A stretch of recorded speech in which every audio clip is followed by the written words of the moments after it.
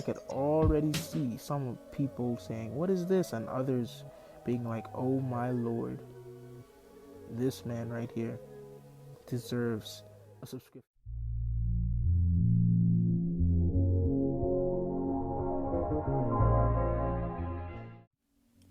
Hey there, tomorrow people, BenyTeeJ here. If you're interested in the beats in this video, it's made by my close friend KVO Star. His channel link will be in the description. Hope you people's day has been going well, because I'm about to either open your mind or just have you thinking, wow, interesting. And why is that? Sorry, I was sick there. And why is that? Well, it's because I believe what I'm about to talk about should not at all make you mad. And if it does, well then, I'm sorry. And as you can tell from the title of the video, I'll be talking about morals in video games. Now, the reason I'm bringing this up is because whenever you bring morals into games, you either do it right or do it terribly. The examples that I'm going to be giving in this video did it right, although some people would agree, but that's basically based off their emotions most of the time. An example of this would be Ellie's reactions to Joel's death. Now, we all know Joel, one of the supposed greatest protagonists in video games ever. Why do I say supposed? Because I personally don't feel a connection to him, because I never played as him in Last of Us, and I personally didn't watch any Last of Us playthroughs as a kid. I just didn't find them entertaining, I guess. But please don't be mad. Anyways, as I was saying, yeah. And after Ellie's reaction to Joel's death, some players felt discontinued. They didn't feel like playing the games. Some would just cut it off, most likely play it later, because at that time I think it was like $40-$50 maybe for that game. And I don't care if my favorite character dies in a video game. I bought $40-$50 for that. I'm playing it. Anyways. Others would break their game. Now that was outlandish. Their controller, and probably even themselves, after witnessing one of the greatest game protagonists. And through the grief the players felt, they only wanted one thing: the death of Abby. I mean, I thought the same thing. She needs to be put 10 feet under. Like, why would they kill Joel? But then you get to play as her, but left with a sour taste because she just killed one of Ellie's close friends. I won't say the name because you really should play it or watch it. If you are considering watching it, I suggest watching Ibelize's playthrough. That thing was funny. Anyways, as you play as her, you realize this girl is broken. I mean, she became jacked. Like Armin Schwarzenegger jacked. I think that's how you say his name. If it isn't, then please correct me. Like, you know what I'm saying? I really want to know how to say his name. But after seeing what she became jacked. She joined the military and abandoned her dreams of being some sciencey person, because I know she wanted to be like a scientist like her father, to avenge her father. Now, let me just pause right here. Let me say this. Abby, she experienced childhood trauma after her father's death. Some people, they would just not care. Me, I cared, because like, your father dies and you see the person who kills him. What are you not gonna do? Especially if it's the end of the world.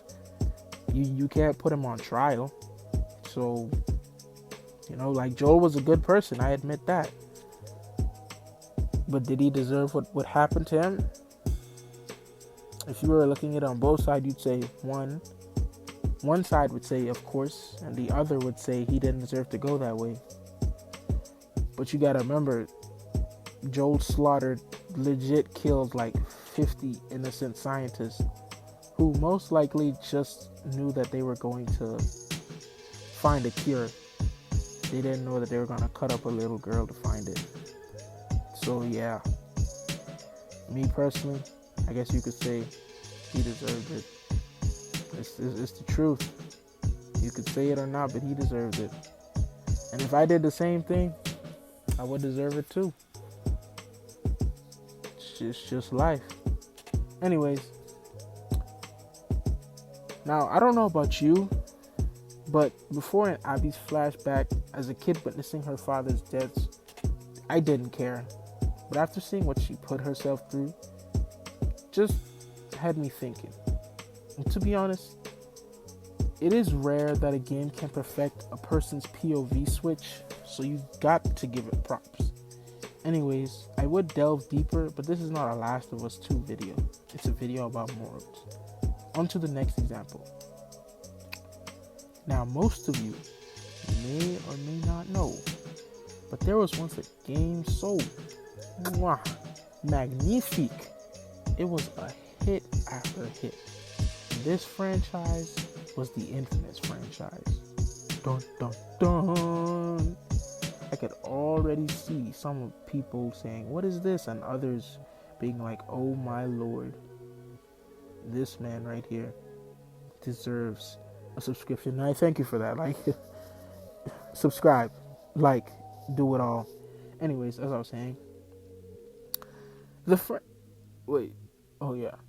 franchise was popular mainly for two reasons. The fact that you had powers was one. Like, I remember I never played the game, as I said, but I legit rewatched it like 5,000 times. I watched the Vampire DLC. Like, I did personally. That game, I think it had a decent story, but I wasn't really focused on the story. I was just focused on the powers, like, and the upgrade mechanic. Like, I just love games where you could upgrade your superpowers or yourself. It's why I love Dishonored, and you know what I'm saying. I just love those games. As I was saying,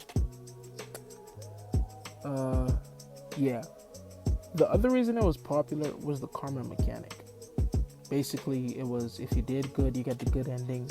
If you did bad things, get the bad ending. But what I liked about Infamous was that the evil ending never meant you died, because most villains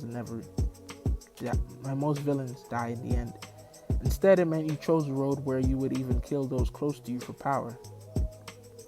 Sounds almost similar to a certain purple-headed bean. Anyways, while with the good road you might die, but those you love get to live on. Sounds similar to a iron-headed bean. Anyways, as I was saying, a great example of this would be Infamous 2's... Sorry for the abrupt cutoff there. A great example of this would be Infamous 2's evil and good ending. In the good ending, thousands of conduits die, but millions of non-conduit people live. While in the evil ending, thousands of conduits live while millions of non-conduit people die. Now here's where morals come in. While millions of people might live, the people who didn't even know they were conduits themselves would just drop dead. And that was just devastating. But on the other hand, if you chose to let the conduits live because it's an evil ending, they basically fight humans, which I think is stupid, but I'm not a writer. And what am I trying to say about this? Well, it's that the heroes that we see in games, whether they are evil or not, always fight for a side, which makes good in turn subjective, I think. But not that good can't be subjective. Like, there is clearly good and evil people in this world. And if you say an evil person who is clearly evil is a good person, then I don't find that subjective. I just think you're weird or crazy, not subjective. Okay? We on the same track? Anyways, I mean, legit, look at the American history. It's riddled with the blood of innocents in order to get where it is today. I mean, legit, tribes were, getting destroyed for land. Like, it was very... Establishing of the United States as it is today is a very messed up thing. Anyways, this video is getting too intense. when this video gets like 1K likes in the future, I'll do a continuation with more research. You know what I'm saying? Thanks for tuning in. Stay up, stay blessed, and stay ahead of the rest. Make sure to subscribe, have the like button shine like the sun. For today's comment, how do you feel about morals in video games? And also give me an example. Like, you have to choose between whether to, I don't know, throw the rock or not. Like, oh, and a good example would be like Walking Dead, not the show, the game. That is a lot of morals in it. So, yeah. I'm trying to make y'all geniuses with these examples. Anyways, see you tomorrow, people. Peace out.